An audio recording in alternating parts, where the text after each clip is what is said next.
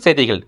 திருவண்ணாமலை மாவட்ட ஆட்சியர் அலுவலக வளாகத்தின் முன்பு வருவாய்த்துறை சங்கங்களின் கூட்டமைப்பின் சார்ந்த வருவாய்த்துறை அனைத்து நிலை அலுவலர்கள் மற்றும் நில அளவைத்துறை அலுவலர்கள் தமிழக அரசுக்கு வருவாய் மற்றும் பேரிடர் மேலாண்மை துறை நில அளவைத்துறையில் பணிபுரிந்து வரும் அனைத்து நிலையிலான அலுவலர்களின் உயிர் மற்றும் உடைமைகளை பாதுகாக்கவும், குற்றவாளிகளுக்கு கடுமையான தண்டனைகள் வழங்கிடவும், சிறப்பு பணி பாதுகாப்பு சட்டத்தை உடனே தமிழக அரசு அமுல்படுத்த வேண்டும் என உள்ளிட்ட 9 அம்ச கோரிக்கைகளை வலியுறுத்தி தமிழக அரசுக்கு கண்டன கோஷங்கள் எழுப்பி 2000க்கும் மேற்பட்ட ஊழியர்கள் மறியல் போராட்டத்தில் ஈடுபட்டதால் பரபரப்பு ஏற்பட்டது.